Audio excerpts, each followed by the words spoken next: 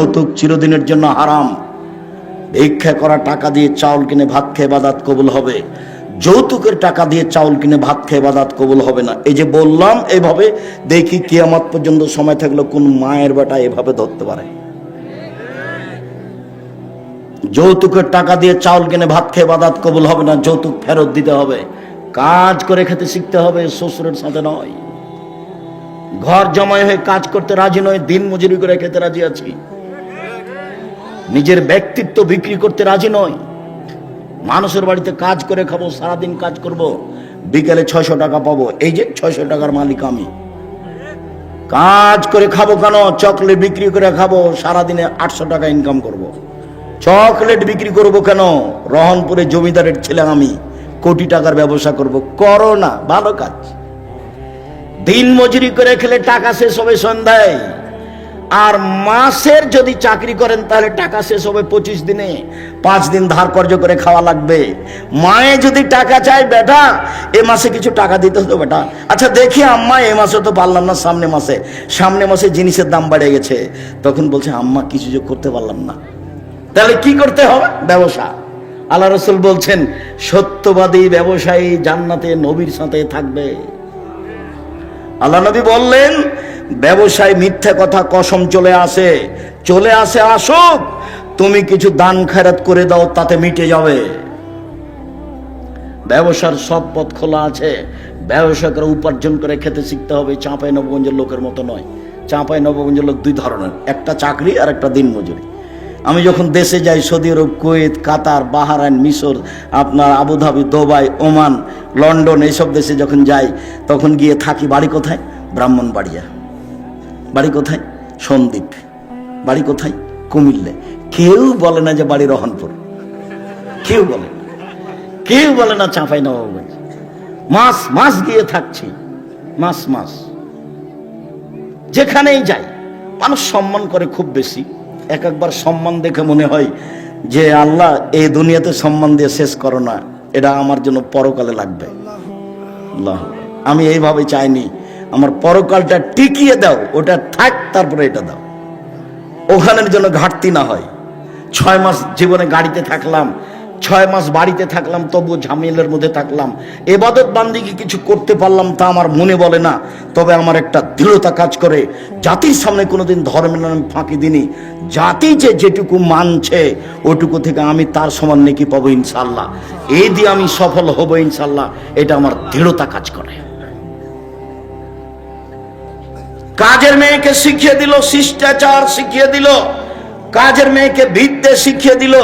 কাজের মেয়েকে যদি শিক্ষা দিতে হয়, তাহলে নিজের মেয়েকে শিক্ষা দিতেই হবে। কাজের মেয়েকে যদি শিষ্টাচার শিখাতে হয়, তাহলে নিজের মেয়েকে শিষ্টাচার শিখাতেই হবে, বাধ্য, শিখাতেই হবে। উপস্থিত বৈঠকের দিনই মুসলিম বোন, আপনি একটু প্রস্তুতি নেন। এই মেয়ে, কথা বলছো কেন? ঢং করে এসেছ, আবার কথা বলছো কেন? মুখ বন্ধ রাখো। উপস্থিত দিনই বৈঠকের মুসলিম বোন, আপনাদের সাথে আমাদের আন্তরিকতার অভাব নেই। কেউ যদি গায়ের উপর দিয়ে চলে যায়, তবু মুখ খুলবেন না। আপনি অনুরোধ রক্ষা করেন, আপনার কাছাকাছি এসেছি, আপনাকে কিছু বলতে চাচ্ছি, আপনি একটু মুখটা বন্ধ করেন, মুখ খুলবেন না, একবারে টোটালি মুখ বন্ধ করেন। কেউ যদি গায়ের উপর দিয়ে চলে যায়, আপনি তার প্রতিশোধ নেবেন না। আচ্ছা, গেছে, চুপ থাকেন আপনি। এইদিকে শুনেন। আসলে মাকে বহুদিন বলেছি, অনেক ছেলের জানা আছে, আপনারও জানা আছে। কথাটা পুনরায় বলে এটাকে আপনার কাছে শক্ত করতে চাচ্ছি, শুনুন। জাবের বলছেন রাদিয়াল্লাহু তাআলা আনহু, আমরা একদা রাসূলের সাথে যুদ্ধ করে আসছিলাম, মদিনায় ঢুকবো।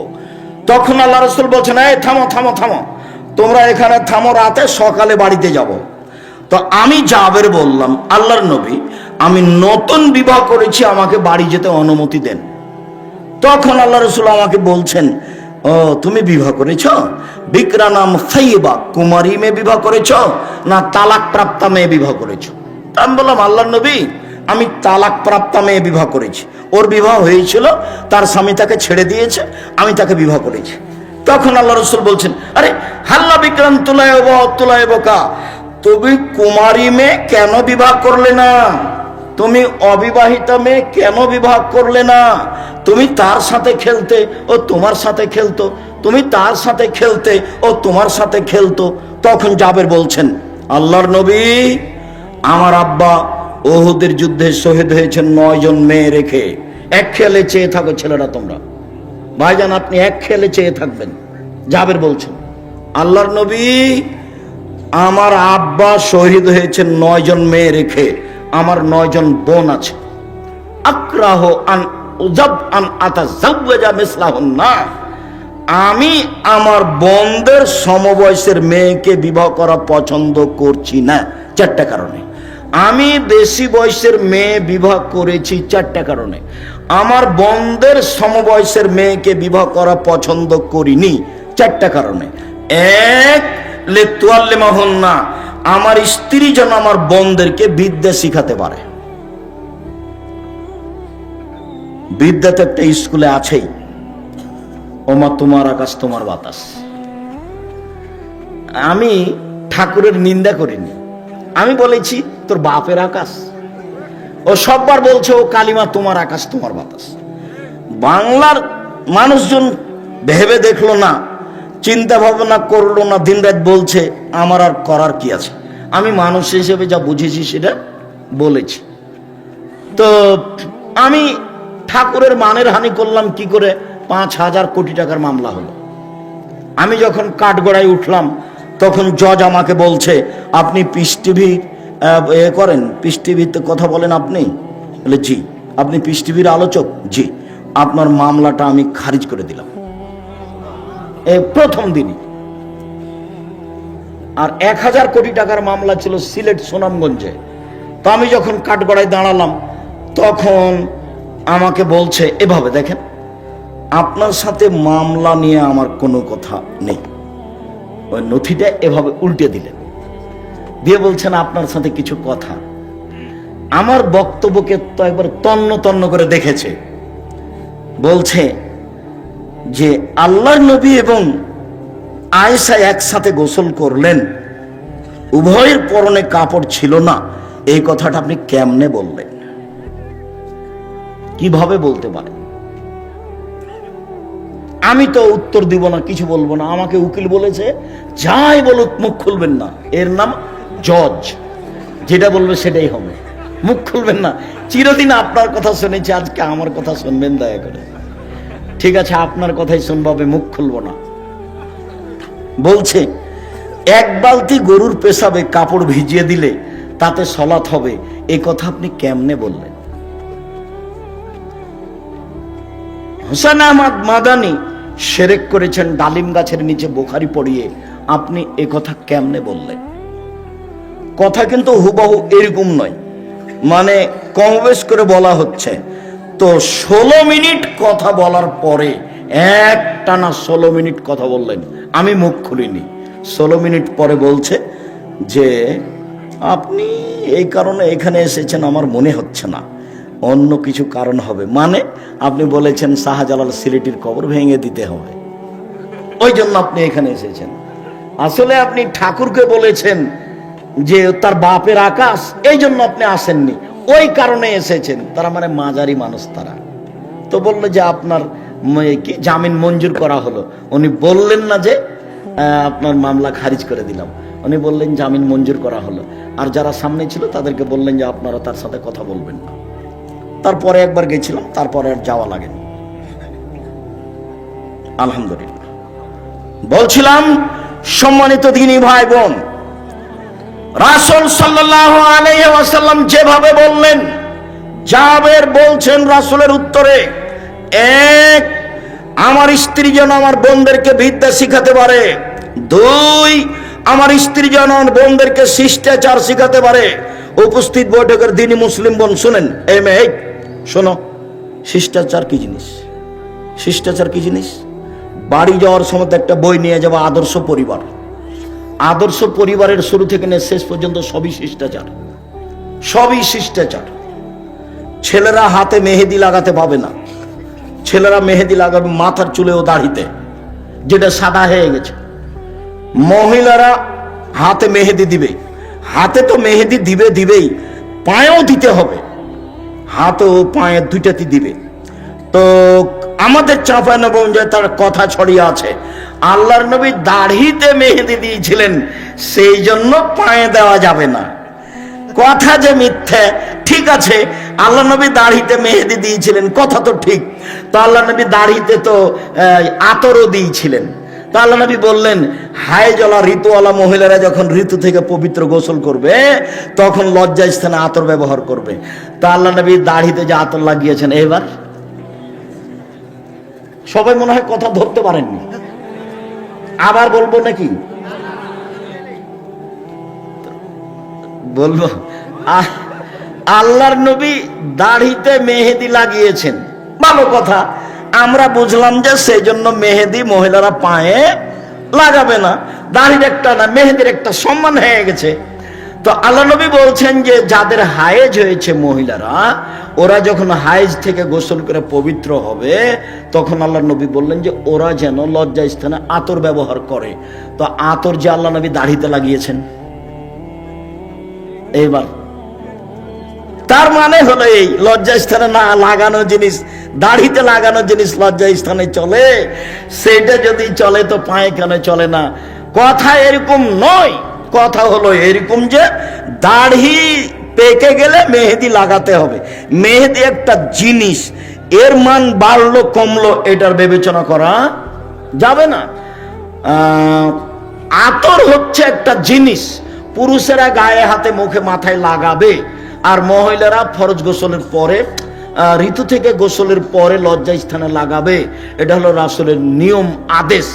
এইটাতে আতরের মান বেড়ে গেল, এই কথা ভুল। এখন একটা ছাগলের বাচ্চা কুকুরের দুধ খেয়ে বড় হয়েছে, তখন মৌলানা সাহেবকে জিজ্ঞাসা করেছে, মৌলানা সাহেব এই ছাগলের গোস্ত খাওয়া যাবে কিনা? তখন মৌলানা সাহেব বলছে, এটা কথা হলো নাকি? হ্যাঁ, ওটা কুকুরের গোস্ত, কুকুরের দুধ খেয়েছে, ওটা হারাম। তো বেকায়দা হয়ে গেল। তাহলে পশু প্রাণীর উপরে কি কোরআন হাদিসের বিধান আছে? পশু প্রাণীর উপরে কোরআন হাদিসের কোনো বিধান নেই। ও পায়খানা খেয়ে বড় হোক, না হলে ঘাস খেয়ে বড় হোক, ওটা পশু প্রাণী। ওর জন্য প্রজনন পদ্ধতি, গবাদি পশুর উন্নয়ন ষাঁড় দিয়ে করতে হবে, এটা ভালো। ষাঁড় দিয়ে যদি না করেন, তার উন্নয়নের জন্য যত পথ আছে সবই করেন, কেননা তার উপরে কোনো কোরআন হাদিস প্রযোজ্য হবে না। এটা ভুল হিসাব।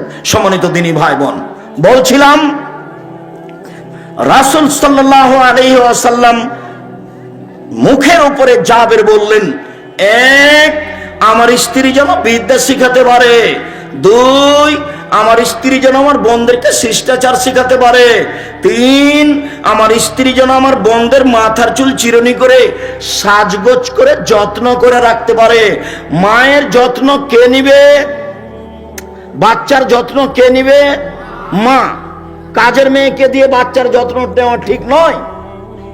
জায়েজ, আমি না জায়েজ বলিনি, তবে সব সময় বাচ্চার যত্ন কে নিবে? মা।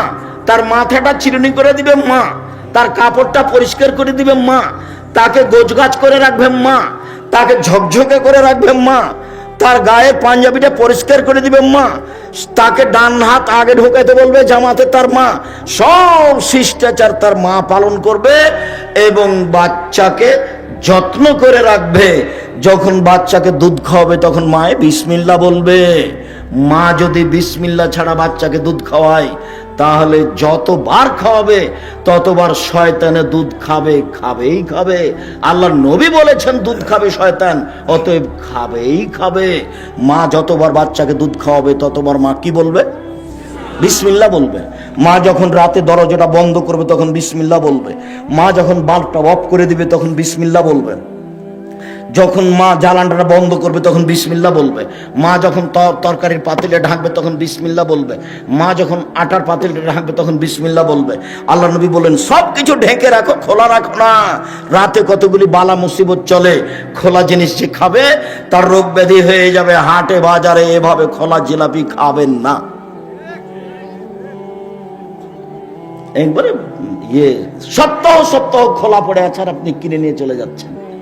আল্লাহ নবী না করেছে। সূর্য ডুবার পরে বাচ্চাকে বাহিরে নিয়ে যাওয়া যাবে না, নইলে বাচ্চাকে জিনে ধরবে। শয়তান ধরবে, ছাদের উপরে নিয়ে যাবেন না, আগুনে নিয়ে যাবেন না। রাত যখন এসা কাছাকাছি হয়ে গেছে তখন নিয়ে যান। সব বুখারী মুসলিম এক টানা হাদিস এগুলো। আপনি ইউটিউবে দেখেন আব্দুর রাজ্জাক বিন ইউসুফ খাওয়া পান করার নিয়ম, খাওয়া পান করার নিয়ম আব্দুর রাজ্জাক বিন ইউসুফ বিস্তারিত দেওয়া আছে, আপনি দেখুন। সম্মানিত দিনী ভাই বোন, 4 অতাকুম আলাইহিন্না, আমার স্ত্রী যেন আমার বাচ্চাদেরকে পাহারা দিতে পারে। উপস্থিত বৈঠকের মুসলিম বোন, এই মেয়ে কথা বলছো কেন, কথা বলছো কেন? 4টা সিরিয়াল করো তো দেখি। তুমি মা, তুমি আদর্শ মা, তুমি বুদ্ধিমতী মা, তুমি মা, আপনি মা, আপনি বুদ্ধিমতী মা, আপনি হস্তিনী নন, আপনি ভালো মা। 1, বাচ্চাকে বিদ্যা শিখাতে হবে। 2, বাচ্চাকে শিষ্টাচার শিখাতে হবে। 3, বাচ্চাকে যত্ন করে রাখতে হবে। 4, বাচ্চাকে পাহারা দিতে হবে। এবার বলেন আপনি, যে মেয়েটা মাথায় কাপড় না দিয়ে দেয়নি তার মা কি পাহারাদার? তার মা পাহারাদার নয়। আপনার নিজের জিম্মেদারি আর একজনের উপরে চাপিয়ে দিয়ে সফল হওয়া যাবে না। এইবার আপনার সাথে আর একটু থাকে উপস্থিত বৈঠকের মুসলিম বোন, এই ছেলে তোমার আমি কাছে আসছি, তুমি নিরাশা হবে না। কি বলেন তো আব্দুর রাজ্জাক সাহেব, আমার কাছে কি? আল্লাহ নবী বলছেন মালালা জারিয়াতাইনে, কেউ যদি 2টা মেয়ের লালন পালন করে, 2টা, হাত্তা তাবলুগা, বড় হওয়া পর্যন্ত, বিবাহ হওয়া পর্যন্ত, ফাহুয়া আনা ফিল জান্নাতে হাকা যা, তাহলে সেই বাপ আর আমি জান্নাতে এভাবে থাকবো। 2টাকে জমা করে দিলেন, আঙ্গুল 2টা জমা করে দিলেন, 2টা মেয়ে। এবার বলছেন আনাওয়া কাফিরুল ইয়াতীম, কেউ যদি এতিমের লালন পালন করে, সে আর আমি জান্নাতে এইভাবে থাকবো। ওয়াসারা বিসাবাবাল ওস্তা, তর্জনীবে মধ্যমা ইশারা করলেন, ফাররাকা বাইনাহুম শায়ান, একটু ফাঁকা রাখলেন। বুঝতে না পারলে আমি আবার বলছি, এতিম লালন পালন করলেও নবীর সাথে থাকা যাবে, তবে মধ্যে কি আছে? একটু ফাঁকা আছে।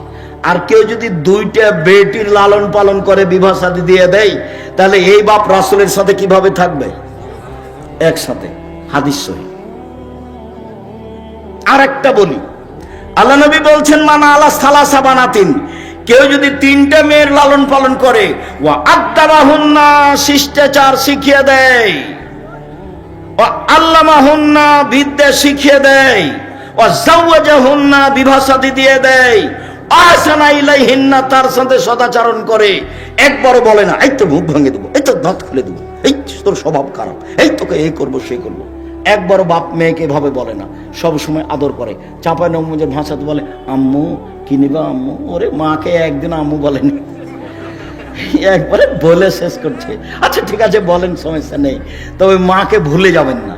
আমার একটা পরামর্শ মনে রাখবেন, সালাম ফেরার পূর্বে কি বলবেন? রব্বির হামহুমা কামা রাব্বায়ানি সাগীরা। আর একটা কথা মধ্য বলে নি, যেটা ভারী আর এটা সহজ, সেটা হলো এই, একজন সাহাবী এসে বলছেন আল্লাহর নবী, আমার পিতা মারা গেছেন, ও তারাকা মালান, টাকা পয়সা ছেড়ে গেছেন, অলাম ইউসিনি, আমাকে কোনো উপদেশ দিয়ে যাননি,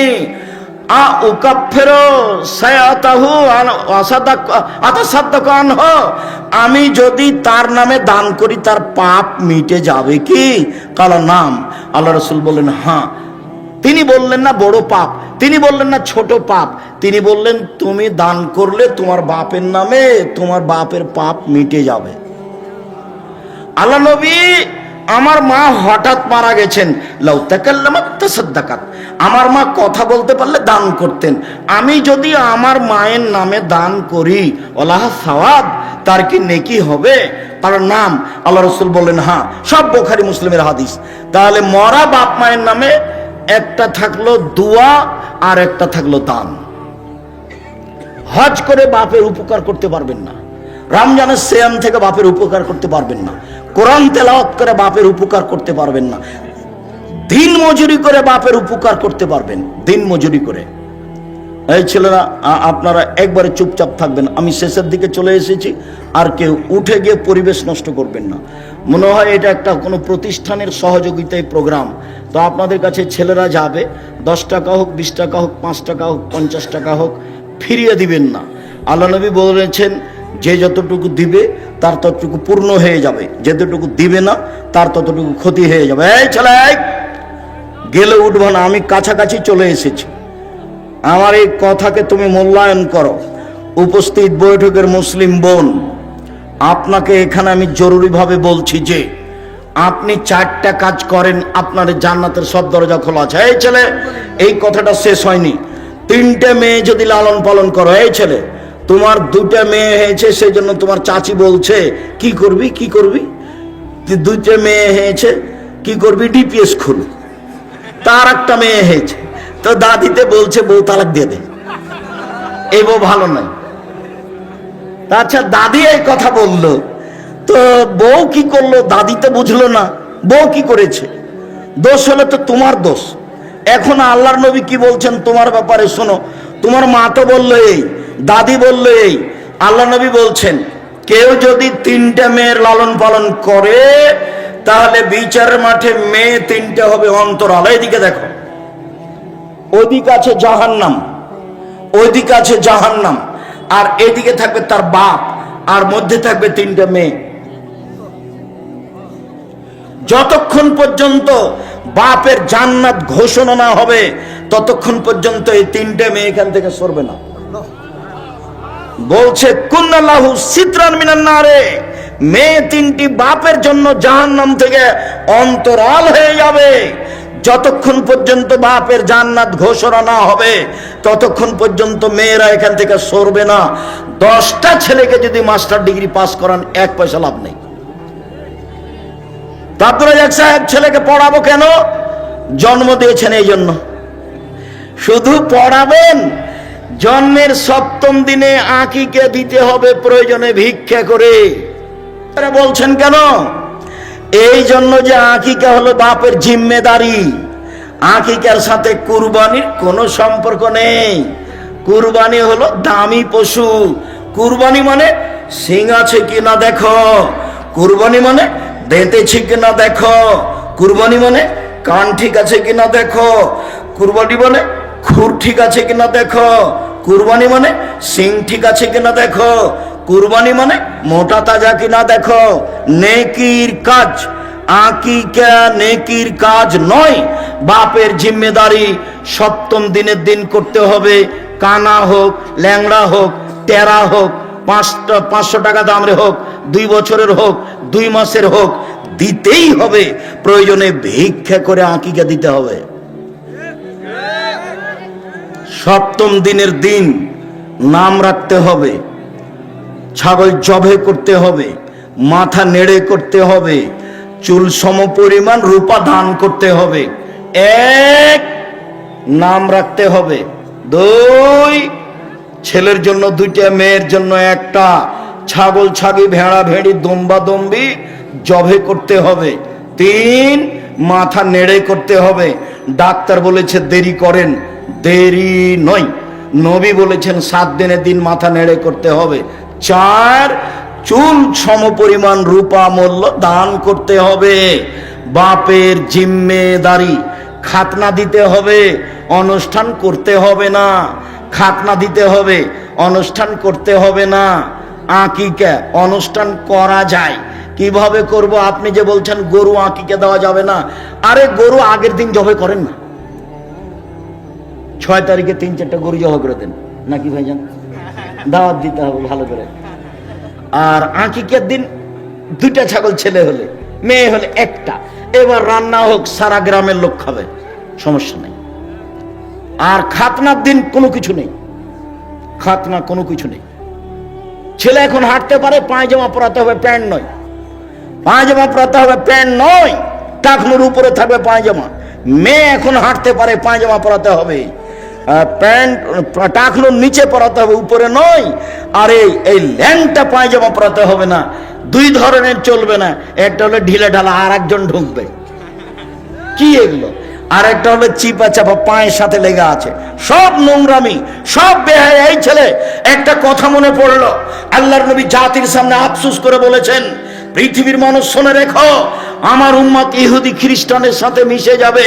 চাল চলনে, কথাবার্তাতে, কৃষ্টি কালচারে, পোশাক পাতিতে, লেনদেনে আমার উম্মত ইহুদি খ্রিস্টানদের সাথে মিশে যাবে। এইভাবে ডান হাতের বিঘত যেমন বাম হাতে সমান সমান সমান মিশে যাবে, ডান পায়ের জুতা যেমন বাম পায়ের সমান সমান সমান মিশে যাবে, কৃষ্টি কালচারে সমান সমান মিশে যাবে, নিয়ম নীতিতে সমান সমান মিশে যাবে, আদব কায়দাতে সমান সমান মিশে যাবে, বেহায়াইতে। এরপরে নিচে নামতে লাগলেন ভাষার নিচে নামতে নামতে নামতে বলছেন, ইহুদি খ্রিস্টান যদি মায়ের সাথে জেনা করে থাকে আমার উম্মত করবে।